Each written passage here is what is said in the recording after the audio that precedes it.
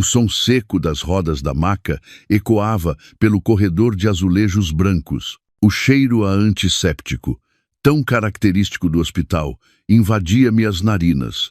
Um aroma que me era mais familiar do que o da comida da minha própria cozinha. Eram mais das 2 da madrugada e o meu turno da noite já deveria ter terminado há horas, não fosse por um meningioma complexo que exigia uma intervenção urgente. Após 12 horas de pé na sala de operações, sentia apenas uma dor aguda nas omoplatas e as costas completamente rígidas. Sou a Leonor, a neurocirurgiã de tumores mais prestigiada deste hospital. O meu trabalho consiste em arrancar vidas à morte. Um trabalho que exige uma precisão absoluta e um coração de gelo.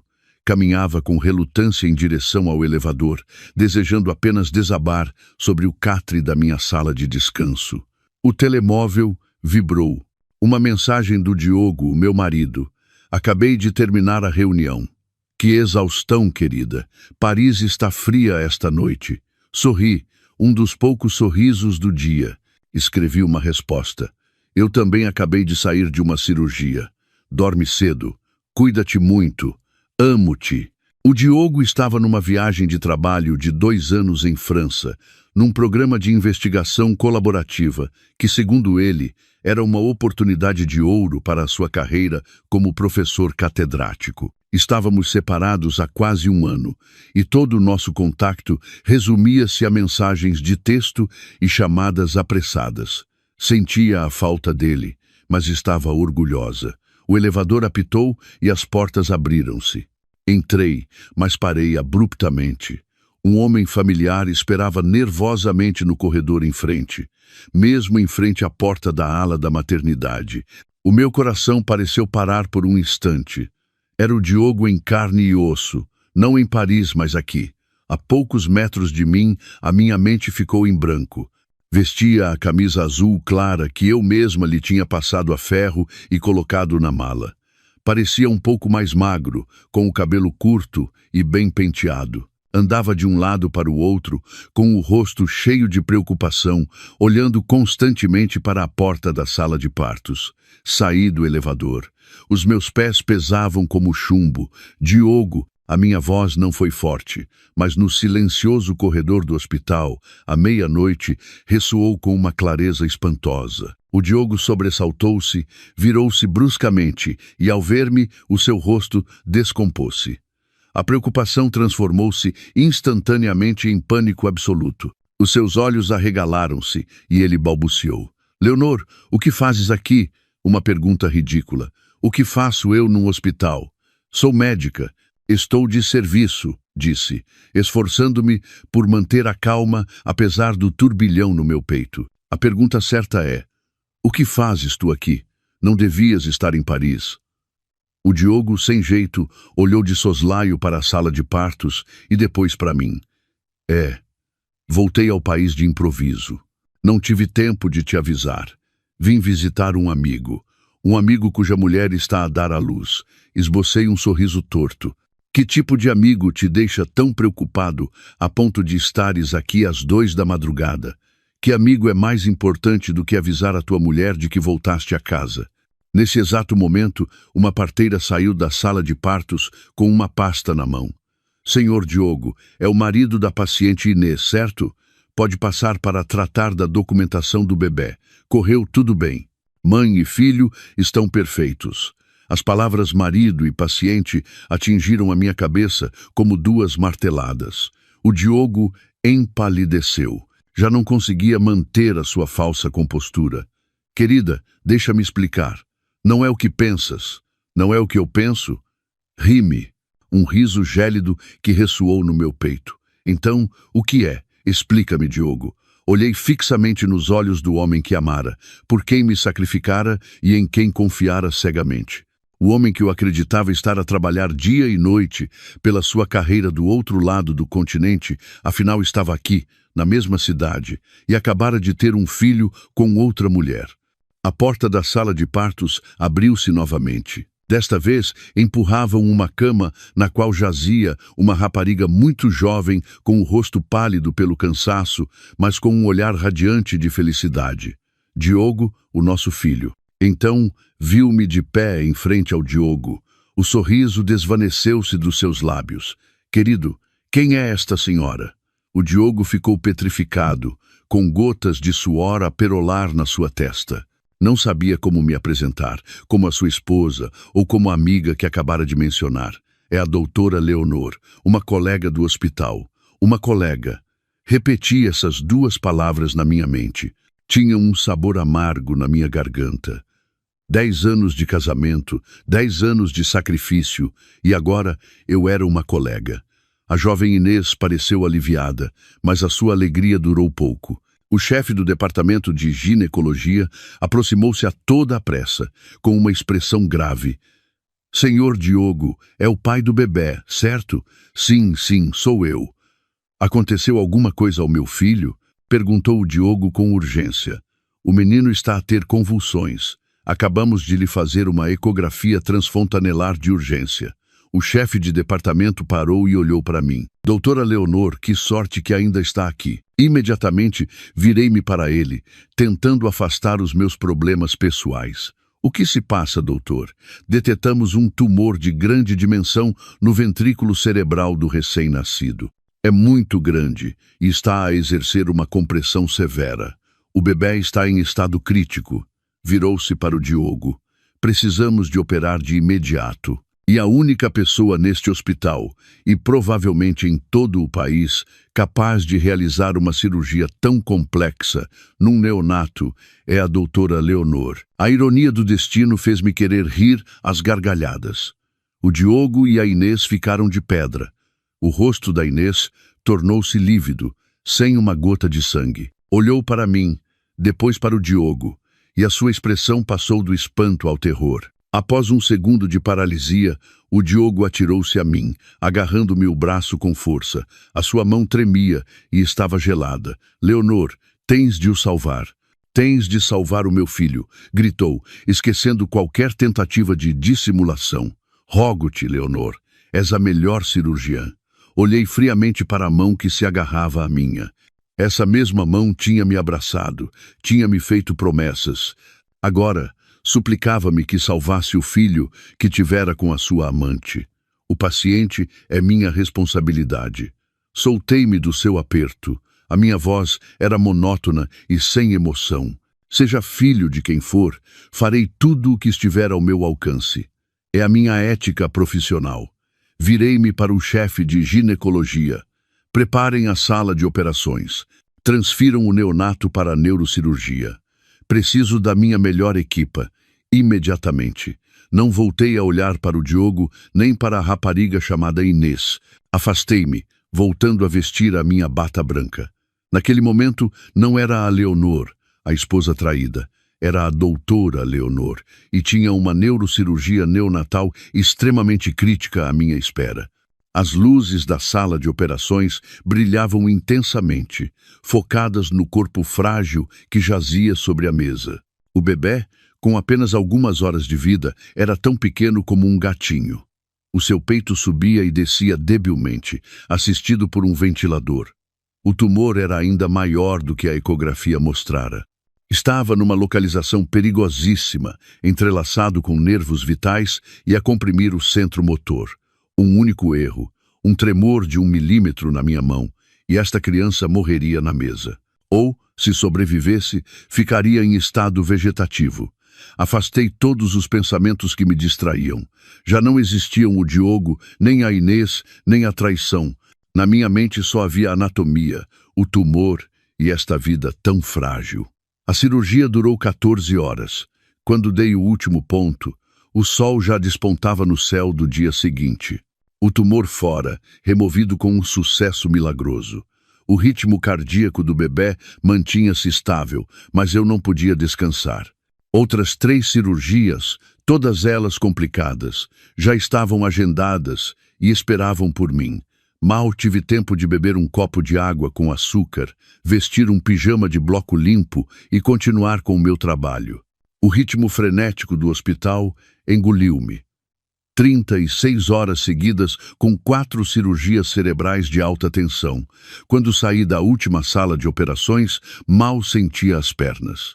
O meu corpo estava destroçado, mas o meu cérebro tinha de permanecer alerta. O Diogo e a Inês continuavam à espera, ambos com aspecto abatido e olheiras profundas. A mãe do Diogo, a quem eu chamara mãe durante 10 anos, também estava presente. Estava sentada a abraçar a Inês para a consolar. Ao ver-me, levantou-se de imediato, mas o seu olhar já não tinha o carinho de antes. A cirurgia terminou, anunciei com a voz rouca pelo cansaço e pela desidratação. Removemos o tumor por completo. O bebê está fora de perigo. O Diogo soltou um suspiro de alívio. Ele e a Inês olharam um para o outro, radiantes de alegria. Obrigado, Leonor. Sabia que ias conseguir, disse o Diogo apressadamente, com um tom agradecido. A Inês também tinha lágrimas nos olhos. Obrigada, doutora, mas interrompi-os. O sorriso dos três congelou instantaneamente. Respirei fundo. Embora não quisesse, tinha de lhes comunicar a verdade médica. No entanto, o tumor era demasiado grande. Esteve a comprimir o centro neuromotor durante muito tempo, mesmo desde que estava no útero. Embora tenhamos libertado completamente a pressão, a probabilidade de o cérebro ter sofrido um dano permanente é muito alta. O Diogo franziu o sobrolho. Dano permanente? O que queres dizer? Que há risco de paralisia cerebral, disse sem rodeios. Segundo a literatura médica mundial, para um tumor deste tipo nesta localização, o prognóstico é de 90% de sequelas de paralisia cerebral. É possível que a criança não consiga andar nem valer-se por si mesma. A família deve preparar-se. Falei como uma médica a informar de um risco médico inevitável. Mas para eles, as minhas palavras adquiriram um significado completamente diferente. O ambiente tornou-se denso. A alegria de antes desvaneceu-se sem deixar rasto. A Inês, a estudante de 22 anos, abriu a boca, os seus olhos esbugalhados a olharem-me fixamente. O espanto transformou-se em pavor e rapidamente encheu-se de um ódio demencial. Paralisia cerebral! Gritou, a sua voz aguda a ressoar no corredor. Ela diz que o meu filho vai ter paralisia cerebral. De repente, começou a tratar-me por você. Uma mudança de tratamento cheia de provocação. Foi você, gritou, apontando-me com o dedo. Você fê-lo de propósito. Está com ciúmes? Com ciúmes porque é estéril. E ao ver que o meu marido teve um filho comigo, agiu com maldade. Fiquei gelada. Depois de 36 horas a desdobrar-me para salvar uma vida, era isto que recebia? A acusação de ser estéril?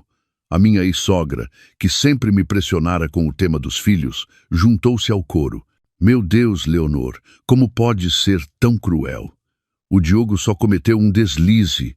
És a mulher dele, devia ser compreensiva. Em vez disso, prejudicas o meu neto com a tua maldade. Mulher sem escrúpulos.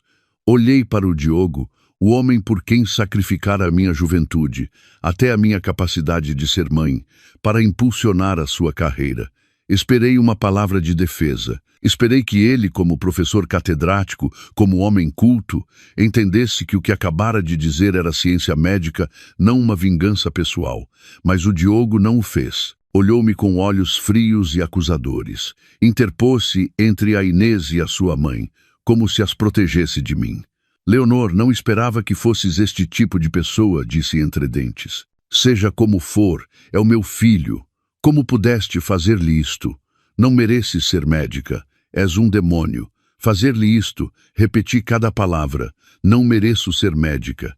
O esgotamento de 36 horas desvaneceu-se. Uma corrente gelada percorreu-me as costas.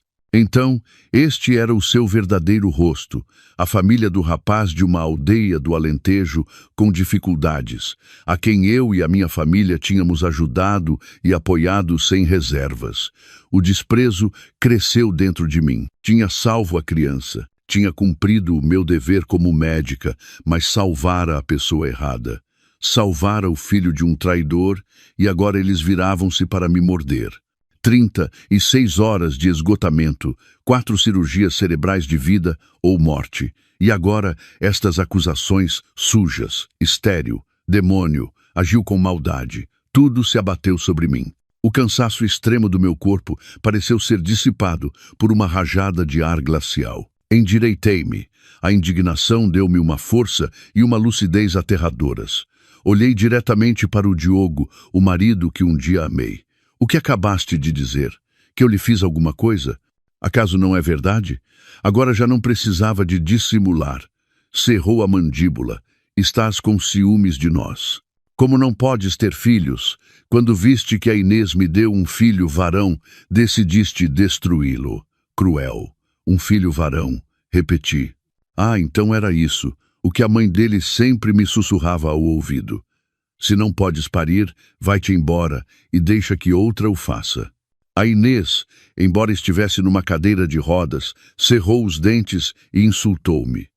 Não te bastava roubares-me o marido, que agora também fazes mal ao meu filho. Roubar-te o teu marido? Soltei uma gargalhada. A minha risada ressoou no silencioso corredor do hospital ao amanhecer.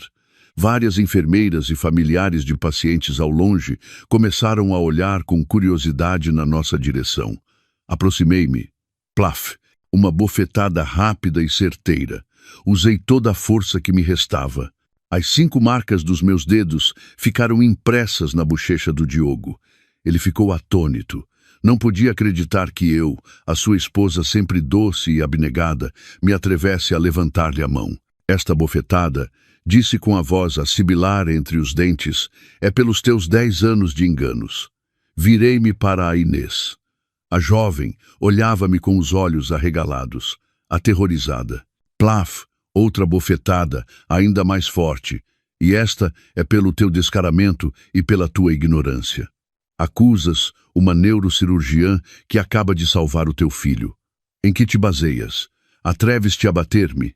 Gritou a Inês, cobrindo o rosto. Bato-te porque te atreveste a insultar a minha capacidade de ser mãe, rosnei. A minha ex-sogra atirou-se a mim, levantando as mãos para me arranhar. Atreves-te a bater na minha nora e no meu neto? Dei um passo atrás, com o olhar afiado como um bisturi. Cale-se, você também é mulher. Como pode dizer palavras tão venenosas? O Diogo, já recuperado do choque, lançou-se na minha direção, levantando a mão para me empurrar. Leonor, estás louca? Estou louca? Olhei-o diretamente nos olhos. Sim, estou louca. Louca por ter confiado em alguém como tu. Diz-me uma coisa, Diogo. Não era suposto estares numa viagem de trabalho de 2 anos em Paris?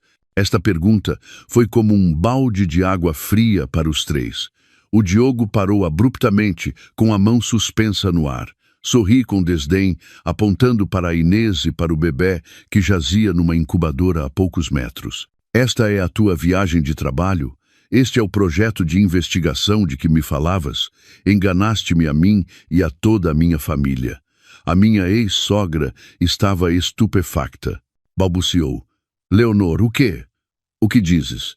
Ele está em Paris. Pergunte ao seu querido filho, disse, sem o menor pingo de respeito. Há quanto tempo está aqui? Como nos enganou a mim e a minha família? Andou a usar o meu dinheiro para sustentar a sua amante e ter um filho com ela. O rosto do Diogo tornou-se cinzento. Não podia negar. Todos os olhares curiosos à volta compreenderam a situação. Começaram a sussurrar.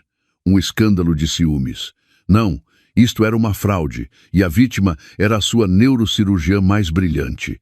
Olhei para o Diogo, para a Inês e para sua mãe, as 3 pessoas que um dia considerei a minha família, que agora se revelavam como um bando de parasitas imundos. Ouçam-me bem, disse. Alto o suficiente para que eles e todos os outros me ouvissem. Primeiro, salvei o vosso filho seguindo estritamente a minha ética profissional. O risco de paralisia cerebral deve-se ao tumor, não a mim. Segundo, a partir deste momento, tu e eu, Diogo, não temos mais nada para falar. Vemo-nos no tribunal. Virei-me e fui-me embora, sem me dignar a olhar para eles nem por mais um segundo. Ouvi os soluços da Inês, os insultos da minha ex-sogra e a voz do Diogo a chamar-me, desesperado. Não me importei. Caminhei diretamente para o meu gabinete e fechei a porta com um estrondo. O meu mundo tinha desabado, sim, mas agora começava a minha vingança. O silêncio envolvia o meu gabinete. A primeira luz do amanhecer entrava pela janela, iluminando os diplomas e prêmios de medicina pendurados na parede. Deixei-me cair na poltrona. Só então meu corpo sentiu o esgotamento extremo, mas a minha mente estava mais lúcida do que nunca. A imagem do Diogo, o rapaz da província que se fizera a si mesmo, apareceu com uma clareza brutal. Conheci-o quando ambos éramos internos de medicina. Eu era filha de uma prestigiada família de médicos de Lisboa.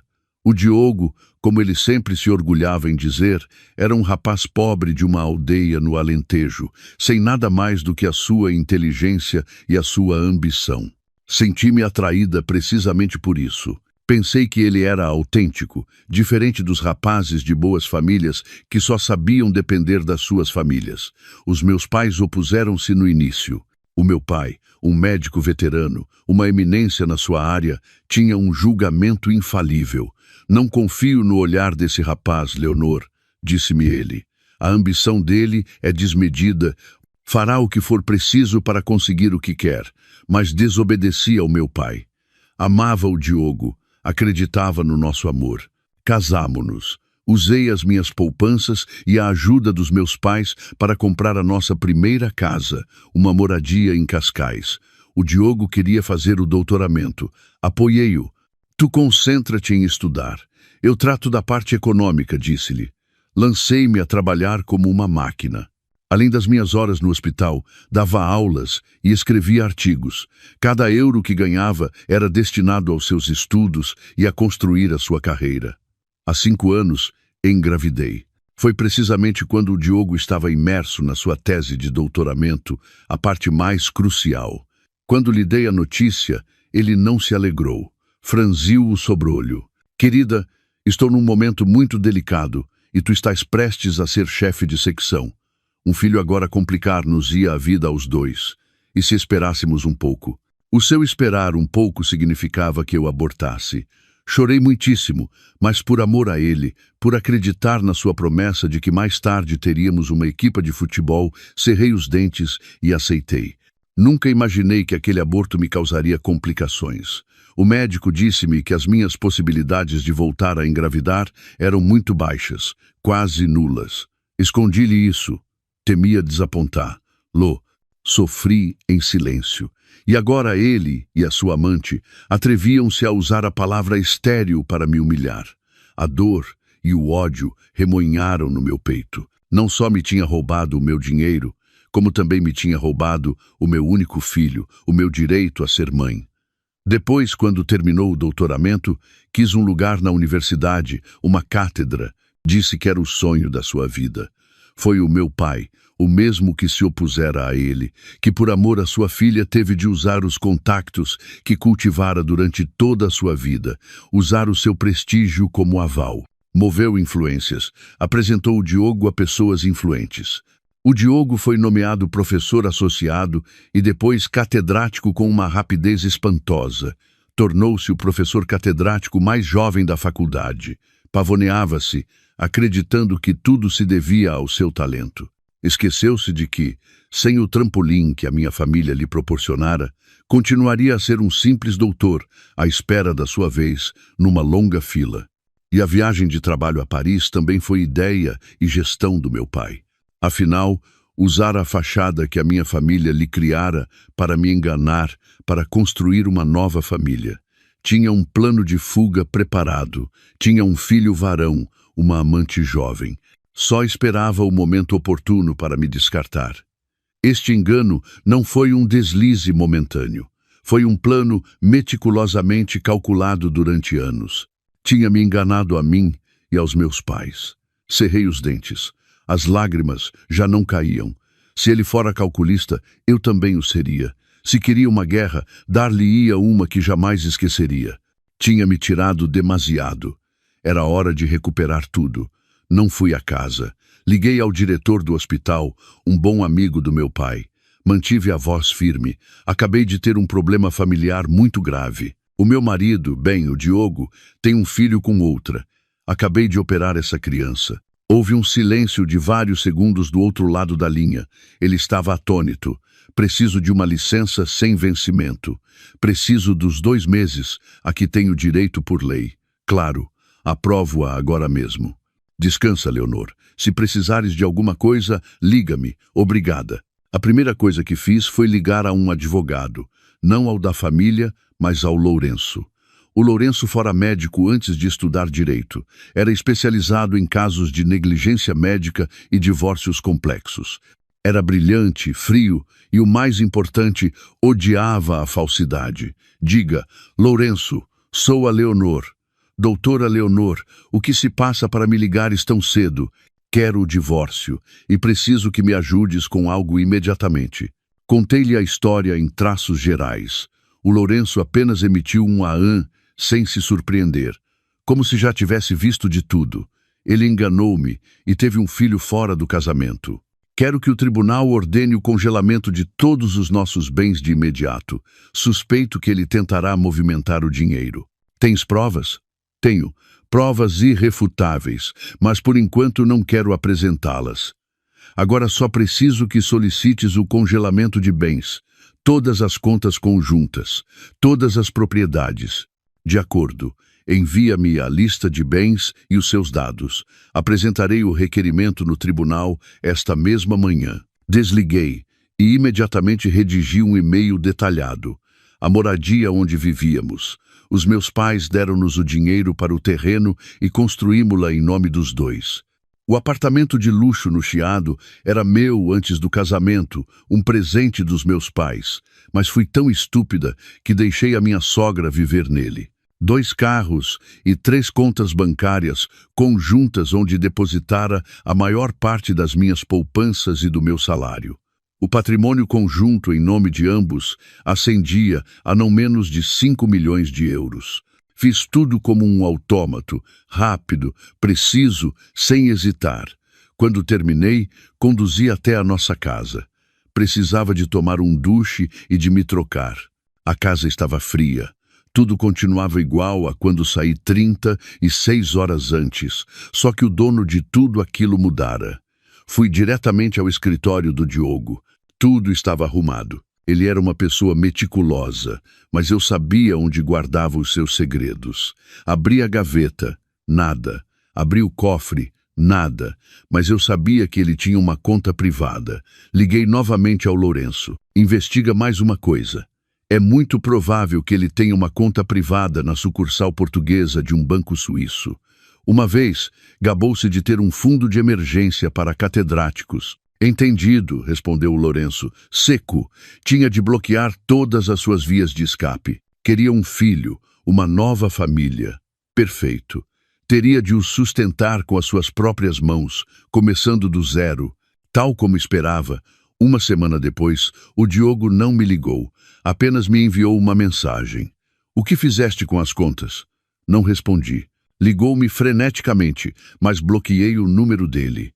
E exatamente 2 semanas depois, com todas as contas congeladas, recebi uma citação do tribunal. O Diogo tinha me processado pelo divórcio. Tinha se antecipado, ou pelo menos era o que ele pensava. Estava sentada em frente ao Lourenço no seu escritório. A petição de divórcio do Diogo sobre a mesa. Ele processa-te, disse o Lourenço, ajustando os óculos, pedindo o divórcio por diferenças irreconciliáveis. E, o mais importante, exige a divisão de 50% dos bens comuns. 50%.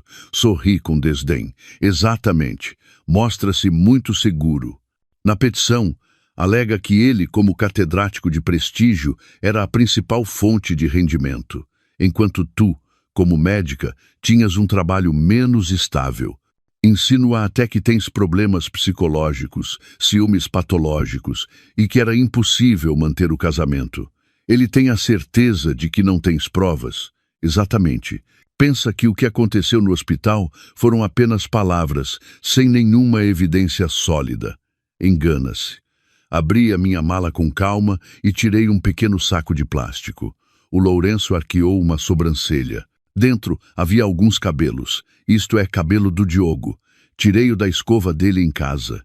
Tirei outro saco, ainda mais pequeno. Dentro, apenas uns finos cabelos de bebê.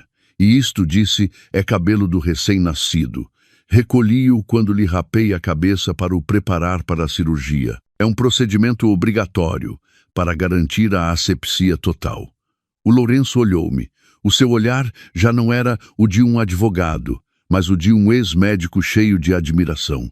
Ele entendeu o que eu tinha feito. ADN, disse o Lourenço.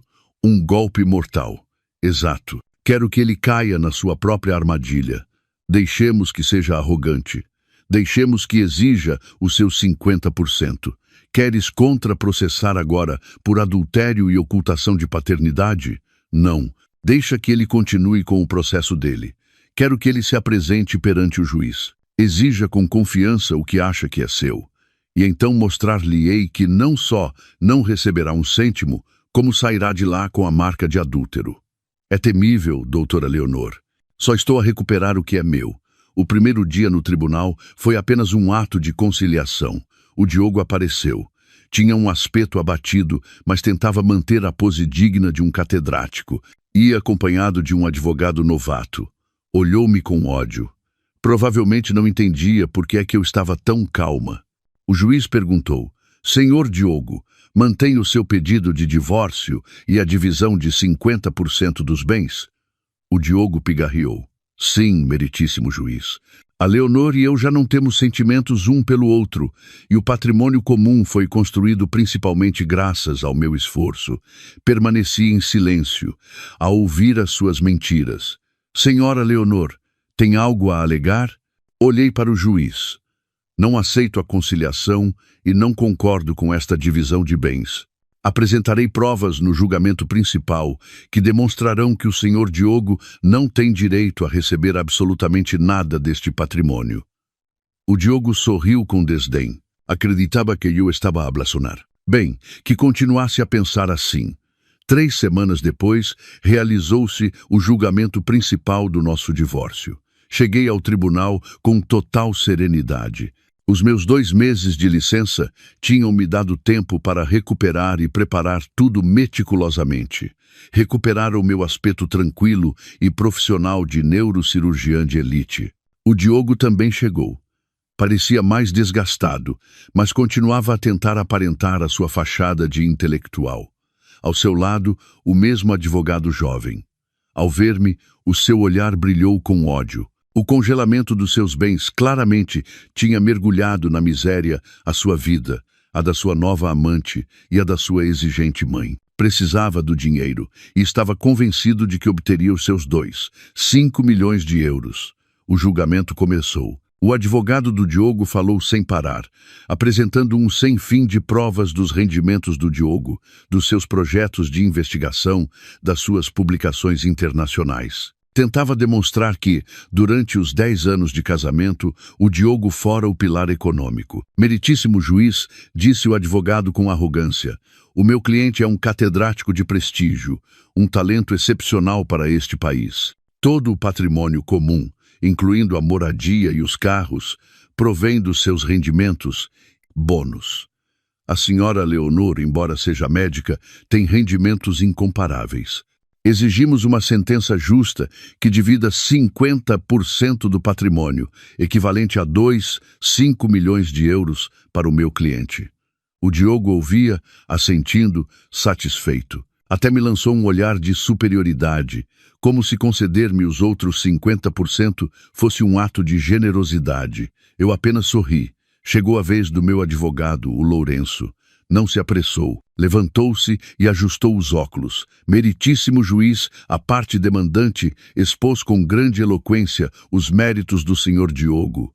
Mas omitiram um detalhe crucial, disse o Lourenço lentamente. Esqueceram-se da verdadeira razão da ruptura deste casamento. O advogado do Diogo interrompeu. Já deixamos claro que se deve a diferenças irreconciliáveis.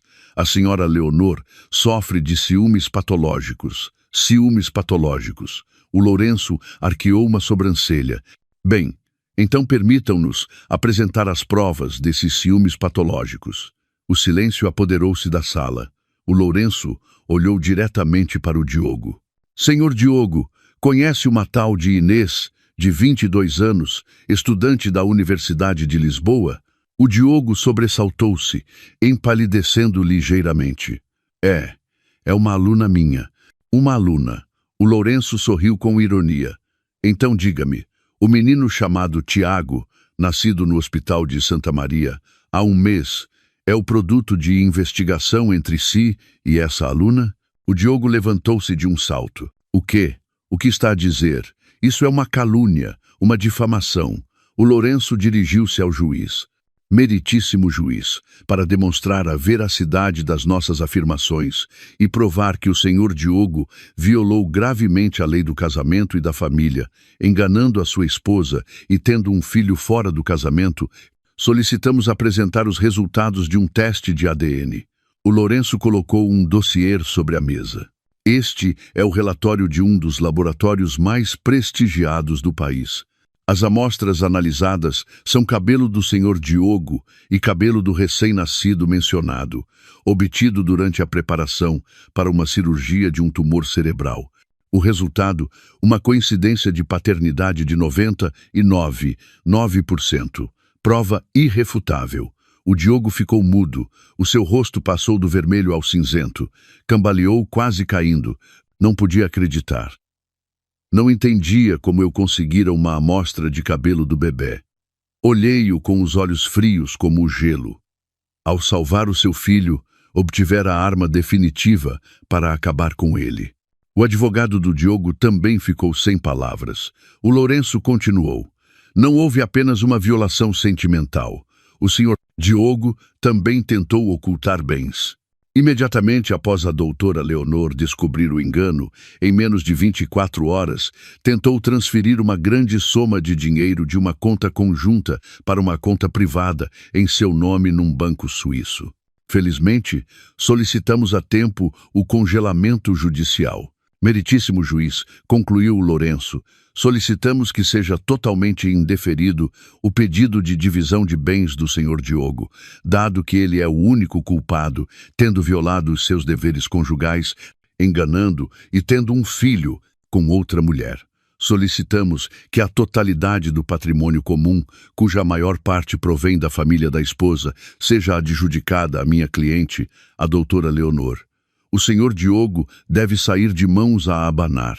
O tribunal deliberou durante 15 minutos. A sentença final foi ditada.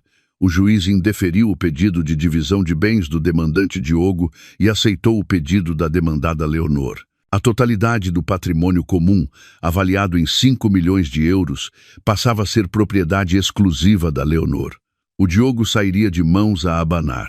O martelo do juiz ressoou. O Diogo desabou na sua cadeira. 5 milhões de euros, tudo perdido.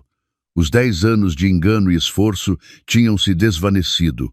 Levantou a vista e olhou-me com os olhos injetados de sangue, uma mistura de ódio e desespero. Eu levantei-me tranquilamente e saí da sala com o Lourenço. Pensei que, depois daquele golpe mortal, o Diogo se retiraria discretamente, mas subestimei o seu descaramento e a loucura da sua amante. Ao perderem os 5 milhões, sem dinheiro para manter o seu luxuoso estilo de vida e para tratar o seu filho doente, viram-se encurralados. E uma besta encurralada ataca. Uma semana depois do divórcio, enquanto desfrutava das minhas férias a ler um livro de medicina, recebi outra citação do tribunal. Abria. Desta vez, a demandante era ela, a Inês. O que é isto? Perguntei ao Lourenço por telefone. Processam-te. A voz do Lourenço continuava calma. A menina Inês processa-te por negligência médica grave durante a cirurgia. Soltei uma gargalhada, uma risada cheia de desprezo. Negligência médica, processam-me a mim, uma neurocirurgiã, pelo meu trabalho. Exatamente, disse o Lourenço. Na petição, alega que, por vingança pessoal e ciúmes, agiste deliberadamente com maldade na sala de operações, danificando propositadamente o cérebro do seu filho, o que lhe provocou o risco de paralisia cerebral. É ridículo. Esse risco devia-se ao tumor. Expliquei-lhes isso claramente. Eles não querem saber. Estão a tentar desviar o caso do âmbito profissional para o pessoal. E sabes quanto pedem de indemnização? Quanto? 5 milhões de euros. 5 milhões. A mesma quantia que o Diogo acabara de perder. Então é isso. Como não conseguiram o dinheiro pela porta da frente, tentam pela de trás. Acreditam que podem manchar a minha reputação para me obrigar a pagar em troca do seu silêncio. É muito provável, disse o Lourenço. É um golpe muito sujo. Não procuram ganhar o julgamento. Sabem que é impossível. Procuram destruir a tua reputação como médica. Assim que a notícia de que a doutora Leonor foi processada em 5 milhões por deixar paralítico o filho da amante do seu marido se espalhar, a tua carreira será seriamente afetada. A opinião pública não se importará com os detalhes técnicos, apenas com o drama.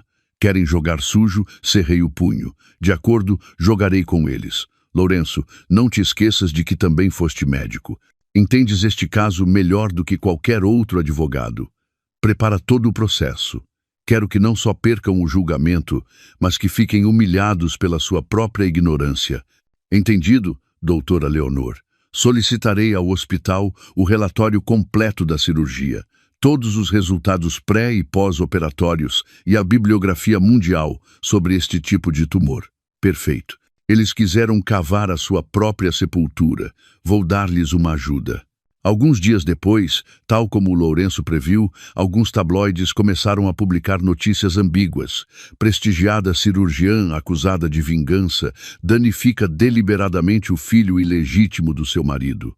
O julgamento dos 5 milhões que abala o mundo da medicina. Amor, dinheiro e ódio. A opinião pública começou a agitar-se. Tentavam destruir-me. Mas não sou alguém que se deixe intimidar. Se atreviam a tocar no meu bisturi, ensinar-lhes-ia o quão aterradora pode ser a precisão da medicina.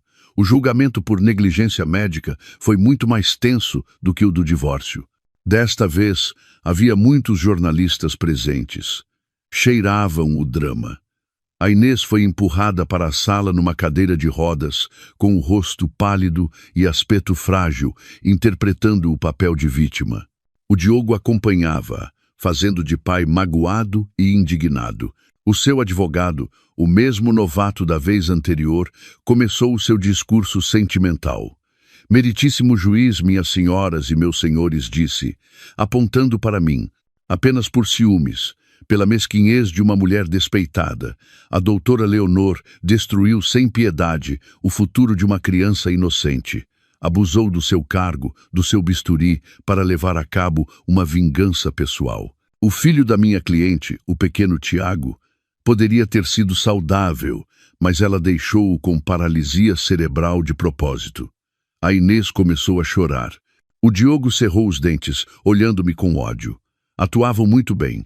Vários jornalistas começaram a disparar as suas câmaras. Tentavam transformar o tribunal num teatro. Mas o meu advogado, o Lourenço, não lhes deu essa oportunidade. Quando chegou a sua vez, o Lourenço levantou-se.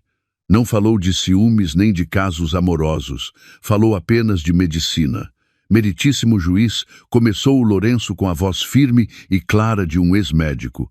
A parte demandante está a tentar transformar num drama sentimental um assunto puramente técnico. Agora, falemos com provas científicas. O Lourenço apresentou um dossiê volumoso. Primeiro, aqui estão os resultados da ecografia transfontanelar e as imagens de diagnóstico do paciente antes da cirurgia. Apontou para uma radiografia. Como podem ver, o tumor ventricular media 8 por 10 centímetros, ocupando quase todo o ventrículo de um recém-nascido. Já estava a comprimir gravemente os centros neuromotores. Segundo, citamos 5 dos estudos clínicos mais recentes das revistas New England Journal of Medicine e da Associação Americana de Neurocirurgia. O Lourenço levantou os documentos traduzidos e autenticados. Para este tipo de tumor, deste tamanho e nesta localização, o mero facto de o bebê ter sobrevivido ao parto já é um milagre. E mesmo com uma cirurgia bem-sucedida, a probabilidade de sequelas permanentes de paralisia cerebral devido à compressão sofrida no útero é de 90%. 90%. Isto é literatura científica mundial, não uma invenção da doutora Leonor. Terceiro, este é o relatório detalhado da cirurgia de 14 horas. O Lourenço foi passando as páginas, cada passo, desde a incisão, a remoção do tumor, a hemostasia microcirúrgica, tudo foi impecável. A doutora Leonor conseguiu algo que muito poucos cirurgiões no mundo conseguem fazer: remover por completo esse tumor gigante sem danificar nenhum outro nervo. O Lourenço fez uma pausa e olhou diretamente para a Inês e para o Diogo. O advogado da parte contrária diz que a doutora Leonor agiu com maldade. Eu pergunto: se quisesse fazer mal à criança, simplesmente poderia ter se recusado a operar, ou poderia ter atrasado a cirurgia 1 hora, ou poderia ter se enganado num milímetro. A criança teria morrido na mesa de operações. Mas não, foi precisamente porque a doutora Leonor afastou o seu rancor pessoal, cumpriu o seu juramento de Hipócrates e usou todo o seu talento, que essa criança continua viva hoje. O facto de ter risco de paralisia cerebral é a consequência inevitável da sua doença, não um erro da médica. Os únicos que cometeram um erro aqui são os ingratos que caluniaram a pessoa que salvou a vida do seu filho. A voz do Lourenço ressoou na sala. A Inês e o Diogo ficaram sem palavras. O seu advogado sem jeito não conseguiu refutar um único argumento técnico. O tribunal deliberou. A sentença foi rápida. A queixa da Inês foi totalmente indeferida. A cirurgia realizada pela doutora Leonor foi impecável e de acordo com a praxis médica, sem qualquer negligência. A demandante Inês foi condenada a pagar todas as custas do julgamento e uma indemnização por danos à honra à doutora Leonor. A Inês soltou um grito de loucura e desmaiou, ou fingiu desmaiar. O Diogo correu na sua direção com o rosto branco como papel. Eu tinha ganho outra vez. Não só recuperar o meu dinheiro, como proteger o mais valioso, a minha honra como médica. Depois de ganhar 2 julgamentos consecutivos, achei que merecia um pouco de paz. Ainda me restava quase 1 mês de licença. Decidi pôr a minha vida em ordem, começando pela moradia, a casa número 1. Depois da sentença, chamei um serralheiro para trocar todas as fechaduras. Meti toda a roupa e os pertences do Diogo em grandes sacos do lixo. Queria apagar todo o rastro do traidor da minha casa. Estava a limpar a sala quando a campainha tocou. Tocou sem parar, com raiva, até se transformar em pancadas estrondosas na porta. Olhei pela câmara de segurança. Era a minha ex-sogra. Estava de pé, com as mãos nas ancas, o rosto avermelhado, a gritar insultos. Abre a porta, bruxa. Mudaste a fechadura. Pretendes roubar a casa ao meu filho? Abre ou arrombo a porta. Com calma, ativei o altifalante do sistema de segurança. Senhora, por favor, vá-se embora. Esta é a minha casa. Já não é a casa do seu filho. O quê? O que dizes? Ficou atônita e depois a sua fúria aumentou.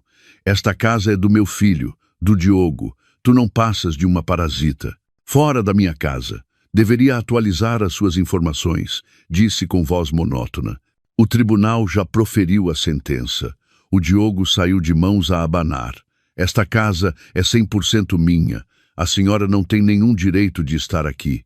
Que tribunal? Estão todos mancomunados. Não acredito. Gritou. Vou chamar a polícia. Vou denunciar-te por ocupação ilegal.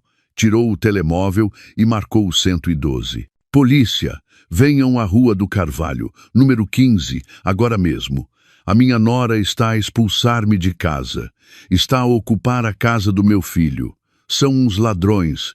Encolhi os ombros, desliguei o altifalante e fui preparar um chá. Sabia que eles viriam. 15 minutos depois, um carro da Polícia de Segurança Pública, PSP, chegou com a sirene ligada. 2 agentes saíram com ar sério. A minha ex-sogra correu na direção deles, a chorar e a vitimizar-se. Agentes, olhem, a minha nora, que ingrata. Expulsa-me, ocupa a casa. Ai, meu Deus! Um agente bateu à porta, pedindo que o proprietário saísse. Saí tranquilamente e abri o portão. Boa tarde, agentes. Sou a Leonor, a proprietária desta casa. Senhora Leonor, disse um agente. Recebemos uma chamada desta senhora a dizer que a senhora está a ocupar a casa do filho dela. O que aconteceu? Sorri. Acho que a senhora está um pouco confusa. Entrei em casa e tirei uma pasta. Primeiro, esta é a escritura da propriedade em meu nome, doutora Leonor Vargas. Segundo, esta é a sentença de divórcio do Tribunal de Primeira Instância, definitiva e executória. Apontei para uma linha sublinhada a amarelo. O tribunal determina que, devido à grave violação dos deveres conjugais por parte do senhor Diogo, a totalidade deste bem comum passa a ser de minha exclusiva propriedade. O senhor Diogo já não tem qualquer direito sobre esta casa. O agente leu os documentos com atenção e assentiu. Agente, acabei de me divorciar. Esta senhora é a minha ex-sogra. Veio aqui armar um escândalo. Mudei a fechadura da minha casa. Cometi alguma ilegalidade? O agente virou-se para minha ex-sogra com um tom severo. Senhora, os documentos legais são claros. A casa pertence à senhora Leonor. Ela tem pleno direito sobre a sua propriedade. A senhora não tem nada a fazer aqui. O quê? Ela está a enganar-me. Está a enganar-los a vocês, insistiu ela. Nós trabalhamos com a lei, retorquiu o agente. A senhora está a perturbar a ordem pública e a apresentar uma queixa falsa. Advertimos-la de que, se continuar a incomodar a senhora Leonor, levantaremos um auto e será sancionada. Por favor, retire-se. A minha ex-sogra ficou de pedra. Não esperava ser repreendida. O seu rosto arroxeou de raiva. Fulminou-me com o olhar e resmungou uma ameaça. Tu vais pagar, mas... Depois, foi-se embora, cabisbaixa, sob os olhares curiosos dos vizinhos. Sorri e fechei o portão. Obrigada pelo vosso trabalho, agentes. A batalha pela casa número 1 terminara, mas eu sabia que ainda restava a casa número 2. Uma vez resolvido o assunto da moradia, concentrei a minha atenção no apartamento de luxo no bairro do Chiado. Essa era a verdadeira espinha atravessada. O apartamento era um bem próprio, um presente dos meus pais antes de me casar. Mas durante 8 anos, fora tão estúpida que deixara a minha sogra viver lá para que ela pudesse gabar-se de ter uma casa de luxo em Lisboa. O Diogo, com a sua cobardia, sempre dissera à sua família da aldeia que ele mesmo o comprara com o seu esforço, para que a sua mãe vivesse como uma rainha. Era hora de o recuperar. Não fui sozinha, chamei o Lourenço. Prepara uma empresa de mudanças profissional, daquelas que vêm com segurança privada e um bom serralheiro. O que planeia fazer? A voz do Lourenço soava divertida. Vou recuperar a minha propriedade e prevejo que a minha ex-sogra não sairá a bem. Entendido. 3 dias depois, estava no portal do luxuoso edifício. A equipa de mudanças, 6 homens de uniforme e 2 seguranças corpulentos esperavam-me. O serralheiro estava pronto. Subimos ao 25 grau andar. A vista da cidade era espetacular. Um dia adorei este apartamento, mas para agradar ao Diogo e à sua mãe, nunca vivi nele. Toquei a campainha. Passado um bocado, a minha ex-sogra abriu a porta. Usava uma máscara de pepino e um pijama de seda. Ao ver-me, sobressaltou-se e o seu rosto ensombrou-se. Tu, o que fazes aqui? Esta não é a tua casa. Tentou fechar a porta com força, mas fui mais rápida. Pus o pé para o impedir. Os meus 2 seguranças adiantaram-se, flanqueando a porta para que ela não a pudesse fechar. Senhora, sorri, um sorriso que eu sabia que ela odiava. Volta a enganar-se. Esta é exatamente a minha casa. Mostrei-lhe a escritura da propriedade. O meu nome, Leonor Vargas, estava claramente impresso, e a data de aquisição era anterior ao meu casamento com o filho dela. É um bem próprio, disse claramente. Não tem nada a ver com os 5 milhões de euros que o seu filho acabou de perder. É meu, sempre foi meu. Tu, tremia, não de medo, mas de raiva. Vigarista, cabra. Esta casa foi o meu filho que a comprou para mim. O seu filho mentiu-lhe. Não pôs um cêntimo nesta casa. Agora, por favor, recolha os seus pertences pessoais e abandone a minha propriedade imediatamente. Não me vou embora. Esta é a minha casa. Se entrarem, chamo a segurança. Já falei com a administração do edifício. Confirmaram que sou a proprietária. Fiz um sinal à equipa de mudanças. Podem começar a trabalhar. Todos os móveis desta casa, exceto a roupa pessoal da senhora, para o lixo. Não melhor, doem-nos à caridade, que sirva como a minha boa ação do dia. Atreve-te, gritou, lançando-se para me arranhar. Mas os seguranças detiveram-na com suavidade. Calma, senhora. A proprietária contratou-nos. O serralheiro começou a trocar a fechadura. A equipa de mudanças começou a entrar. A minha ex-sogra, vendo que não podia fazer nada, recuou. O seu olhar brilhou com malícia. Tirou o telemóvel. Bem, achas que ganhaste? Sibilou. Vou ligar aos meus parentes para verem como maltratas a tua sogra. Espera e verás. Eu sabia que o melhor ato da peça estava prestes a começar. Sabia exatamente o que ela faria. Não ligaria ao Diogo, que agora não tinha nem dinheiro nem poder. Ligaria ao seu clã da aldeia, aquela gente cujo respeito o Diogo comprara durante anos com o meu dinheiro. E tal como esperava, sentou-se no chão e começou a chorar e a lamentar-se ao telefone. A sua voz, antes esganiçada, era agora um soluço trágico. Ai, meu Deus, primo, sobrinho, ajudem-me!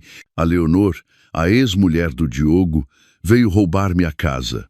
Está a bater-me. Trouxe brutamontes para me baterem. Diz que é a dona e põe-me na rua. Ai, que sou uma pobre velha. E ela não tem piedade. Diz que toda a nossa família somos uns saloios da aldeia. Venham salvar-me. Uma atuação perfeita. Acusava-me de agressão e ao mesmo tempo feria o seu orgulho regional. Sabia que os parentes do Diogo eram de sangue quente e odiavam que lhes chamassem saloios. Fiquei de braços cruzados a observar. Fiz um sinal à equipa de mudanças. Continuem. Depois, entrei tranquilamente na casa de banho e fechei a porta à chave. Não ia ser tão tola a ponto de ficar do lado de fora quando aquela turba chegasse. Tinha o telemóvel preparado. Como era de esperar, apenas 20 minutos depois, o tranquilo edifício de apartamentos transformou-se num caos. O elevador abriu-se. Ouviram-se passos a correr pelo corredor e gritos e insultos. Onde está a Leonor? Onde está essa cabra? Abre a porta. Vais ver o que é bom para tosse. A porta do apartamento, ainda aberta para as mudanças, tremeu. 4 ou 5 homens tatuados, com aspecto de rufias, irromperam pela casa. Onde está a tia? O que lhe fizeram? A minha ex-sogra, ao ver os seus reforços, começou a chorar ainda mais alto. Aí estão eles. Bateram-me. Estão a roubar-me a casa, sobrinhos, filhos da P, vez está. O líder, provavelmente o primo, viu a equipa de mudanças. São vocês, cabrões? Atrevem-se a tocar na minha família? O chefe das mudanças levantou as mãos. Não, não. Nós somos apenas trabalhadores contratados. Aqui estão os papéis. Papéis, o cralho. O tipo nem olhou e deu uma bofetada no chefe. Estou-me a cegar. Desapareçam todos daqui agora mesmo. Outro dos trabalhadores, ao ver o seu chefe agredido, encheu-se de coragem. Mas o que é que estão a fazer? Estamos a trabalhar legalmente. Legalmente? A nossa lei é esta. O líder deu-lhe um pontapé. Desencadeou-se uma zaragata. A minha equipa de mudanças, apesar de ter segurança, não era rival para aqueles brutos. Estavam a levar uma tareia. Os móveis começaram a partir-se. Ouviam-se gritos, insultos e o estrondo de coisas a quebrarem. Nesse momento, da casa de banho, marquei tranquilamente o 112. Olá, sou a Leonor, proprietária do apartamento 2501 das Torres do Chiado. Denuncio que um grupo de 5 ou 6 homens entrou ilegalmente na minha casa. Estão a agredir os funcionários de uma empresa de mudanças que contratei e a destruir a minha propriedade. Por favor, venham imediatamente. Estou escondida na casa de banho. Ouvi o primo gritar lá fora. Onde está a Leonor? Tirem-na daí. Vamos matá-la. Começaram a esmurrar a porta da casa de banho. Esconde-te, cabra. Sai daí. Segurei o telemóvel com calma para que a central do 112 ouvisse claramente as pancadas e os insultos. Apenas 5 minutos depois, as sirenes ressoaram lá embaixo.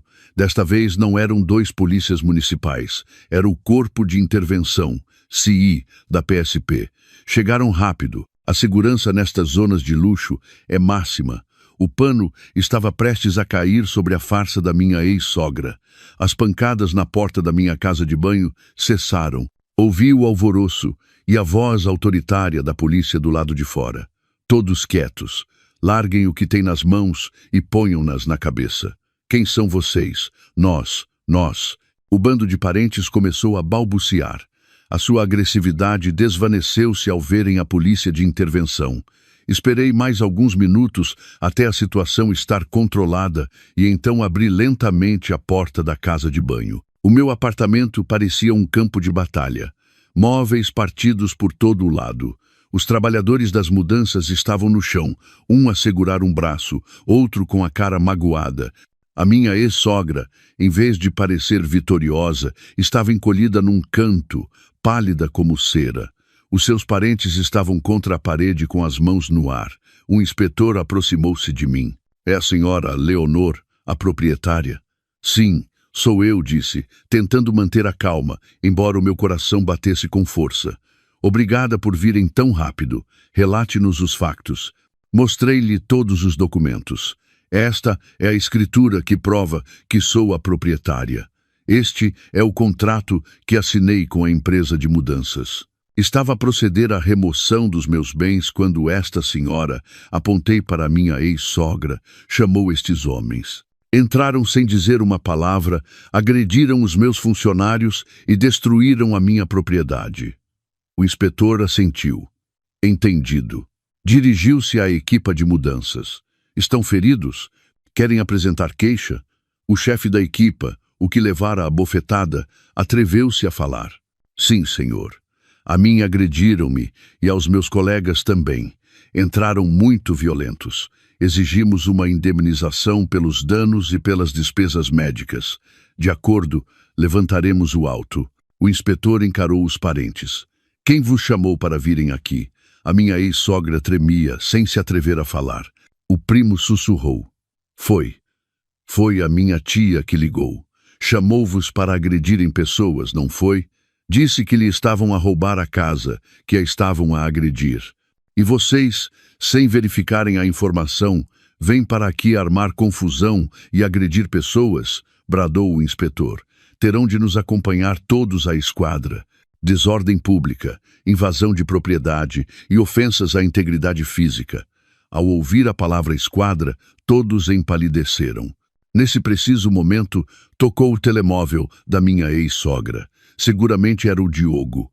Não se atreveu a atender. O inspetor disse, senhora, ligue a um familiar para que se encarregue. Alguém tem de responder por isto e pelos danos. Sorri. A pessoa mais responsável por ela é o filho dela, o Diogo. De certeza que não tarda a chegar. E efetivamente 10 minutos depois, o Diogo chegou a correr, ofegante. Provavelmente a mãe não lhe atendia o telemóvel e ele ficara preocupado. Ao entrar e ver o desastre, a sua mãe encolhida e os seus parentes detidos pela polícia, o seu rosto tornou-se branco. O quê? O que aconteceu aqui?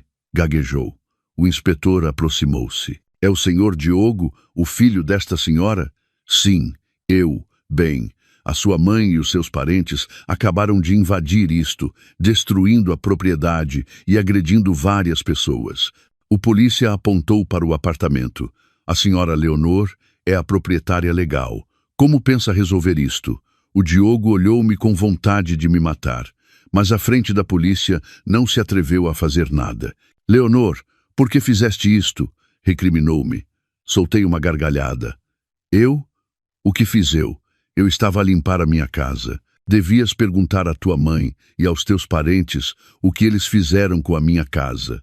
Ia dizer que era a casa deles, mas engoliu as palavras quando lhe mostrei a escritura. Sabia que já não podia mentir. A sua mentira de comprei um apartamento para minha mãe ficava exposta diante de toda a sua família. O primo olhou-o com desconfiança. Diogo, Não dizias que este apartamento tinha sido tu a comprá-lo? O Diogo ficou sem fala. Bem, isso não é da nossa conta, interveio o inspetor.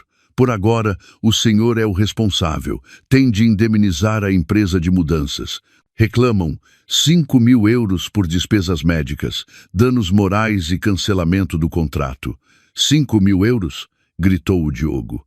Acabara de perder 5 milhões, e agora 5.000 euros era um problema para ele. Exato. Se não pagar, deteremos todos os seus familiares para iniciar um processo judicial. O Diogo cerrou os dentes. Não tinha outra opção. No meio da mais absoluta humilhação, à minha frente dos seus parentes, teve de tirar o telemóvel e fazer uma transferência. Uma vez recebido o dinheiro, a empresa de mudanças foi-se embora. A polícia, depois de advertir os parentes, também se foi. Só ficamos eu, o Diogo e a sua mãe sentada no chão. Os parentes foram-se embora cabisbaixos, olhando para o Diogo já não com a admiração pelo catedrático, mas com desprezo. Agora, disse eu à minha ex-sogra, convido-a a ir-se embora. Farei com que embalem as suas coisas e as enviem para a aldeia. Tu, já não tinha forças para insultar. O Diogo ajudou a mãe a levantar-se. Olhou-me. Muito bem, Leonor. Conseguiste. Destruíste tudo o que eu tinha. Apenas recuperei o que era meu, respondi com frieza. E lembra-te, isto ainda não acabou. Expulsos das 2 casas, sem um cêntimo dos 5 milhões e humilhado perante a sua família, o Diogo e os seus afundaram-se na miséria. Tiveram de se mudar para um velho e degradado apartamento de habitação social na periferia, um lugar que o Diogo costumava descrever como o cu de Judas. Soube por alguns amigos comuns. Sem dinheiro, sem casa e com uma criança doente cujo tratamento era caríssimo, a amante Inês já não vivia como uma rainha. Sabia que alguém como o Diogo nunca se renderia. Encurralado, recorreria ao golpe mais baixo. E nesta época, o golpe mais baixo é a opinião pública. A minha licença estava prestes a terminar. Preparava-me para voltar ao hospital, onde o meu trabalho me esperava. Mas, precisamente na manhã em que ia regressar, a tempestade rebentou. O Lourenço ligou-me muito cedo, com voz urgente. Leonor, vê a internet agora mesmo. Ele fez a sua jogada. Liguei o computador. A primeira coisa que vi foram manchetes sensacionalistas, publicações em redes sociais partilhadas a uma velocidade vertiginosa. Escândalo! Prestigiada cirurgiã do Hospital de Santa Maria, agride marido e a sua amante no hospital. Vídeo exclusivo. A bofetada da cirurgiã estéril à jovem amante do seu marido, recém-parida. A verdade por trás do divórcio dos 5 milhões. Cirurgiã malvada ou vítima desesperada. Eles tinham feito-no. O Diogo tinha divulgado o vídeo. Era uma gravação das câmaras de segurança do hospital. Tinha-o editado habilmente. O vídeo não tinha som, mostrava apenas a cena em que eu, esgotada, com o meu pijama de bloco, estava de pé em frente ao Diogo e à Inês.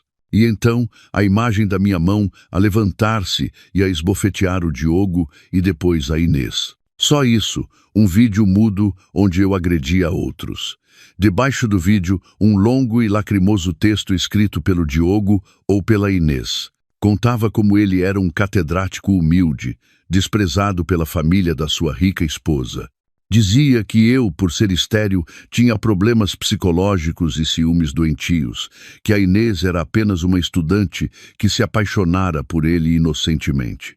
Escreveu sobre a cirurgia. Embora o meu filho estivesse em estado crítico, a minha esposa, a doutora Leonor, impôs-nos condições. Atrasou a operação deliberadamente e, após a cirurgia, quando soubemos que o meu filho poderia ter paralisia cerebral, não escondeu a sua satisfação. Agrediu-nos no corredor do hospital no nosso momento de máxima dor. Não disse nada sobre o seu engano da viagem a Paris. Não disse nada sobre eles me terem caluniado primeiro. Apenas pintou um quadro em que eu era a esposa ciumenta, cruel, que usava a sua profissão para se vingar. A opinião pública, como sempre, não precisou de mais detalhes. Milhares de comentários de ódio inundaram os meus perfis e os do hospital. Inacreditável. uma médica com essa ética. Que mulher mais malvada, além de estéril, é uma invejosa. O Hospital de Santa Maria deveria retirar a licença a esta mulher imediatamente. Não importa que o teu marido te engane, não tens o direito de bater em ninguém, muito menos numa mulher que acaba de dar à luz. O meu telemóvel não parava de tocar. A direção do hospital, os meus chefes, os meus colegas estavam em choque. O hospital pediu-me que não regressasse por enquanto, até que a crise mediática se resolvesse. O Diogo conseguira. Com este golpe, procurava destruir a minha carreira. Queria que eu perdesse tudo. Pensou que eu desmoronaria sob esta pressão. Desliguei o telemóvel e o computador. Preparei uma tilha. Ele lançara a bomba, mas esquecera-se de que o detonador continuava na minha mão. Lourenço, liguei ao meu advogado. Tens preparado o que te pedi? Pronto, Leonor. O vídeo original em alta definição e com som e as 2 sentenças judiciais com os nomes pixelizados, mas o conteúdo claro. Bem, interrompi-o. Lança tudo agora. Se o Diogo quer uma guerra mediática, dar-lhe-ei uma guerra total.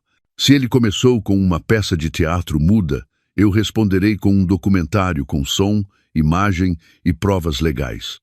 Nessa mesma tarde, um prestigiado jornal digital, onde um velho amigo meu era diretor, publicou um artigo em exclusivo com o título A Verdade sobre o Caso da Cirurgiã.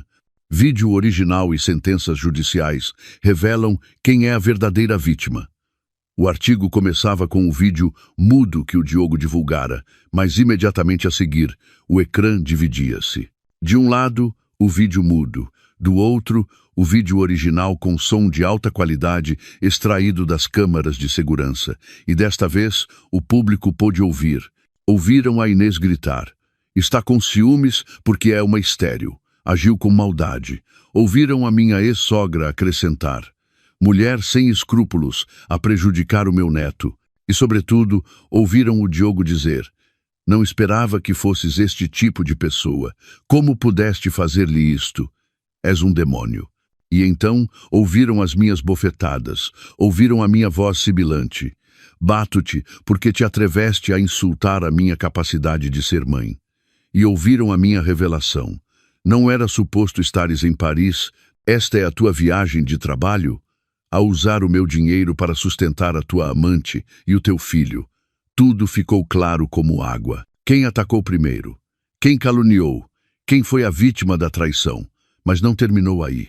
O artigo anexava 2 ficheiros PDF com o selo do tribunal. O primeiro, a sentença de divórcio. Lia-se claramente. O senhor Diogo violou gravemente a lei do casamento e da família, enganando a sua esposa e tendo um filho fora do casamento. É indeferido o pedido de divisão de bens. A totalidade do patrimônio comum, 5 milhões de euros, é adjudicada à senhora Leonor. O senhor Diogo sai de mãos a abanar. O segundo ficheiro, a sentença do julgamento por negligência. O conteúdo era igualmente claro. É indeferida a queixa da menina Inês. A cirurgia da doutora Leonor foi impecável e, de acordo com a praxis, o risco de 90% de paralisia cerebral deve-se à patologia do tumor, não à médica. A menina Inês é condenada a pagar as custas e uma indemnização por danos à honra à doutora Leonor. A verdade fora revelada, não com lágrimas, mas com um vídeo com som e com sentenças judiciais. A opinião pública, a mesma que me insultara horas antes, deu uma volta de 180 graus. A sua ira dirigiu-se por completo ao Diogo e à Inês. Meu Deus! Então caluniaram-na. Puseram-lhe os cornos, chamaram-lhe estéril, e ainda assim ela teve de operar para salvar o filho da amante. Que mulher forte! O marido é um cabrão e um cobarde. Perde o julgamento e o dinheiro e põe-se a morder. Que tipo de catedrático é este? Engana a mulher a dizer que vai para Paris para ficar aqui e ter um filho com uma aluna. Que sem vergonha, e a estudante não fica atrás. Rouba-lhe o marido, tem um filho e ainda por cima processa a pessoa que salva a vida do seu filho, pedindo 5 milhões. Que cara de pau! A tempestade mediática mudou de direção de forma vertiginosa. Encontraram os perfis do Diogo e da Inês e milhões de maldições caíram sobre eles. E um golpe mais, que não dei eu, mas a própria comunidade da internet. Os estudantes da Universidade da Inês começaram a desenterrar podres. Reviram a defesa do seu trabalho de fim de curso e descobriram que era suspeitamente semelhante a uma investigação publicada pelo Diogo 1 ano antes. Acusaram-na de plágio e de usar a sua relação para obter boas notas.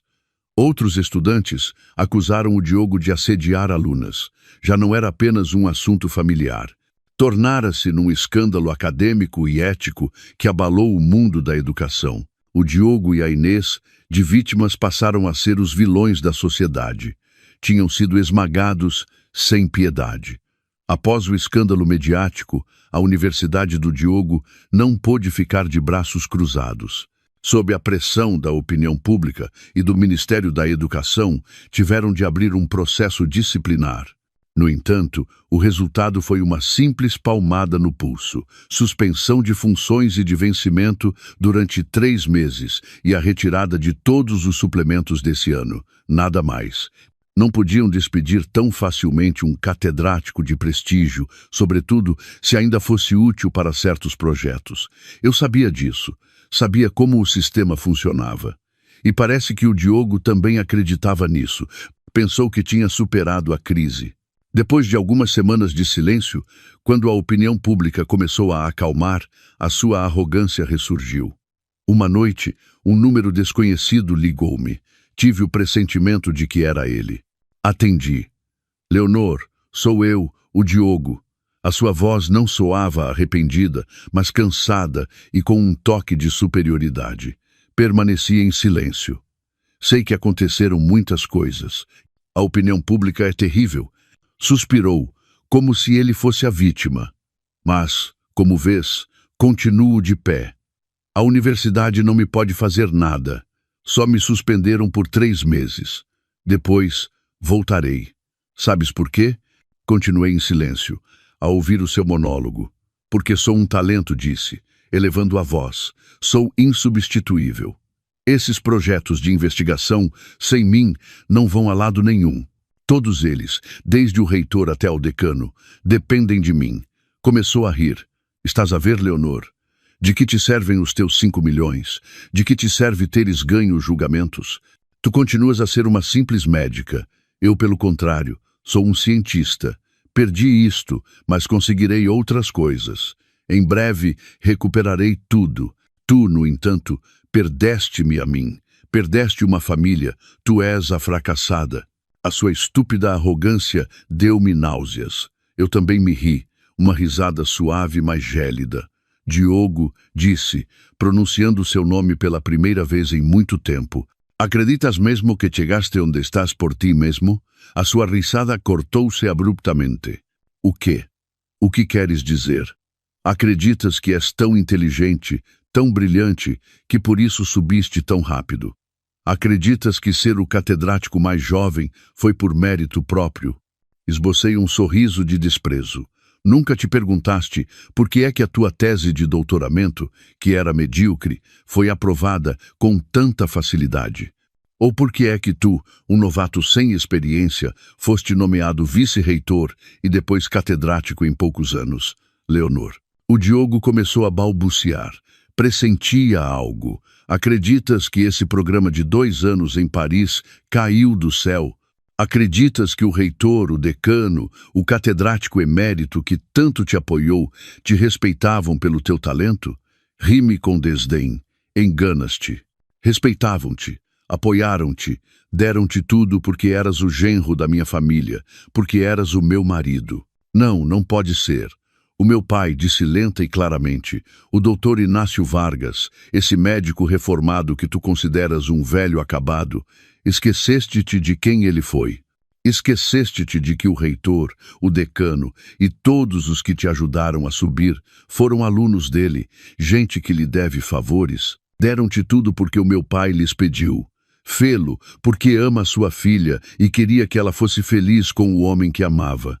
Esperava que tu, um rapaz da aldeia, soubesses estar à altura. Mentes, o teu pai não fez nada. Durante todo este tempo, enquanto te processava e recuperava as minhas casas, ele não moveu um dedo. Disse que era a minha batalha. Fiz uma pausa. Mas esta noite, quando me ligaste com a tua arrogância, a gabares-te de ser insubstituível, assinaste a tua própria sentença de morte. Acreditas que a suspensão de 3 meses foi um castigo leve? Não, foi porque o meu pai ainda não tinha intervindo. Estava a dar-te uma última oportunidade, mas tu rejeitaste-a. Assim que desligares, saberás. Sorri. Adeus, Diogo. Desliguei sem lhe dar oportunidade de responder. O castigo final fora executado. Pensei que ele demoraria um bocado a assimilar, mas enganei-me. Menos de 15 minutos depois, o meu telemóvel voltou a tocar. Era ele. Desta vez, não desliguei. Queria ouvir o seu desmoronamento. Leonor, mentes. Diz-me que mentes. Gritava do outro lado. A sua voz já não era arrogante, mas cheia de pânico. O reitor acabou de me ligar. Disse que todos os meus projetos ficam suspensos indefinidamente. Dizem que violei a ética de investigação. Despromoveram-me. Enviam-me para o laboratório como técnico. Uau, respondi. Que rápidos. Parece que os antigos alunos do meu pai continuam a ser eficientes. Não, não pode ser. Arquejava.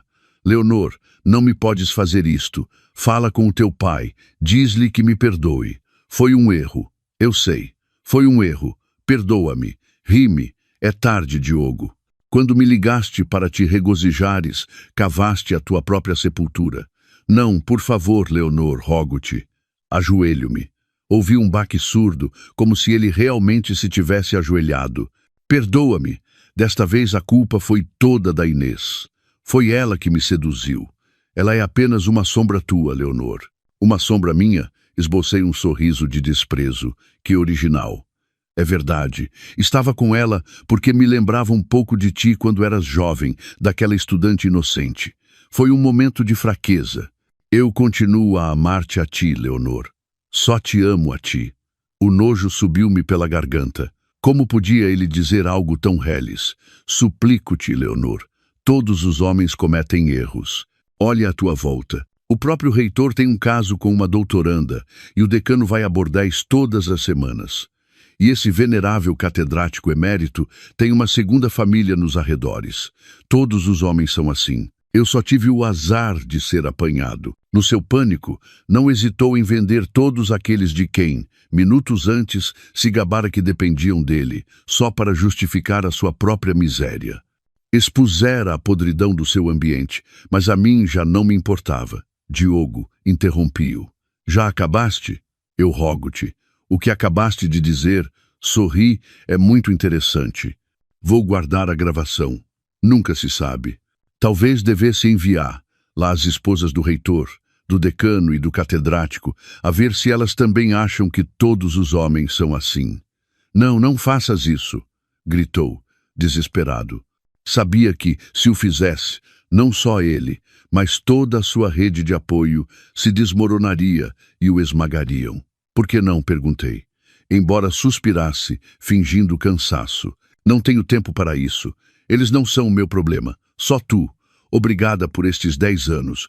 Foi uma lição muito cara. Obrigada por me mostrares o verdadeiro rosto do rapaz da província que se fez a si mesmo. Agora, adeus para sempre. Desliguei e desta vez bloqueei o número dele para sempre.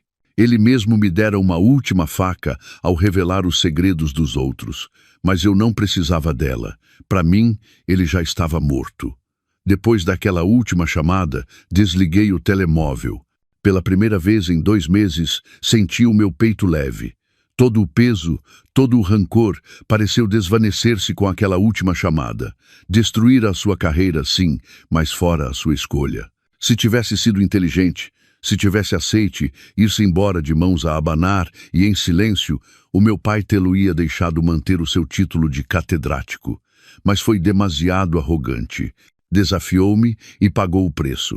Não voltei ao hospital de imediato. Comprei um bilhete de avião para um tranquilo resort nos Açores. Desliguei todos os meus dispositivos. Todas as manhãs acordava, praticava yoga e respirava o ar puro do mar.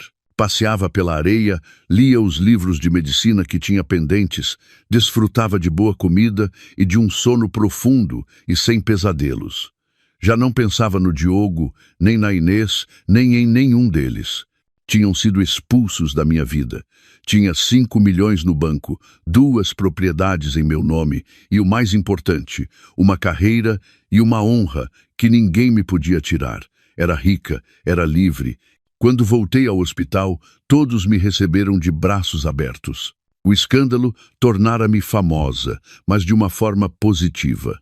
Tornei-me um símbolo de mulher forte e de ética médica. A direção do hospital, depois de saber toda a verdade e provavelmente após uma chamada do meu pai, pediu desculpas publicamente pelos transtornos. Voltei a vestir a bata branca. A minha mão continuava firme ao segurar o bisturi. Os pacientes esperavam-me. A minha vida tinha muitas coisas importantes pela frente. Às vezes, chegavam-me notícias do Diogo, não porque as procurasse, mas porque a sua situação era demasiado patética. De ser um catedrático de prestígio, foi despromovido a técnico de laboratório com um salário miserável.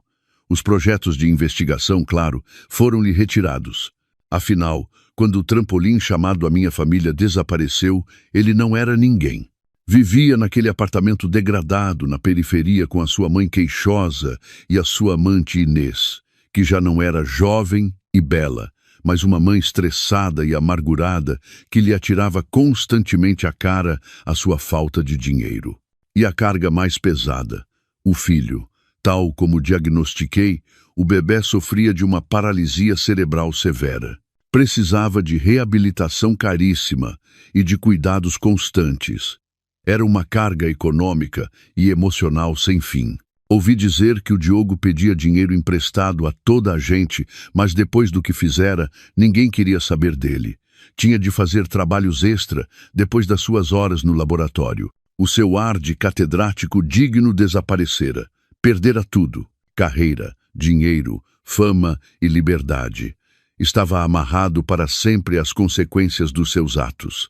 Uma mãe amargurada, uma amante ressentida e um filho doente.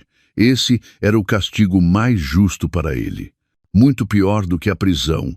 Viveria nesse inferno terreno dia após dia, para o resto da sua vida. E eu seguia em frente. A minha vida era longa e havia muitas mais cirurgias à minha espera, muitas mais vidas para salvar.